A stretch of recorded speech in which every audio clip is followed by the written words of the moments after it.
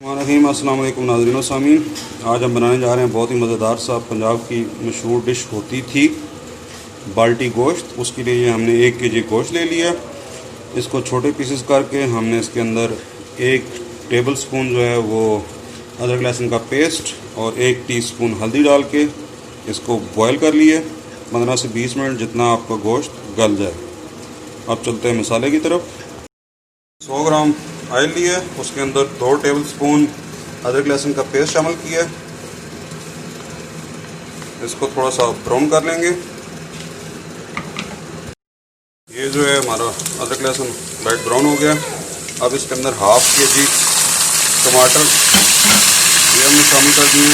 अब इसके अंदर हम मसाले डालेंगे। 2 टेबल स्पून सुरख मिर्च पाउडर, 1½ टेबल स्पून नमक, हस्ब जायका आप कम ज़्यादा कर सकते हैं, 2 टेबल स्पून धनिया पाउडर, मेथी ½ टेबल स्पून, ज़ीरा 1 टेबल स्पून, गरम मसाला 1 टेबल स्पून और हल्दी ½ टेबल स्पून। इन सबको हम शामिल कर देंगे इसके अंदर।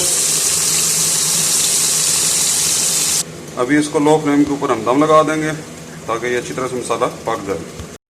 5 मिनट हो गए हैं, देखिए आप मसाला जो है ना वो बन चुका है। अब इसके अंदर हम शामिल कर देंगे गोश्त ताकि ये अच्छी तरह से मसाला जो है ना वो गोश्त के अंदर मिक्स हो जाए। इसको इस तरह हल्के फ्लेम पे 5 से 7 मिनट पकने देंगे।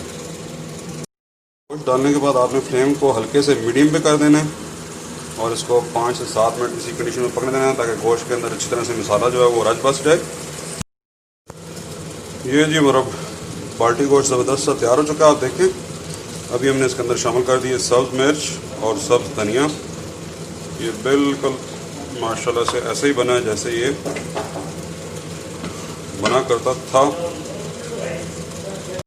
ये हमारा बेहतरीन सब बाल्टी गोश्त तैयार है।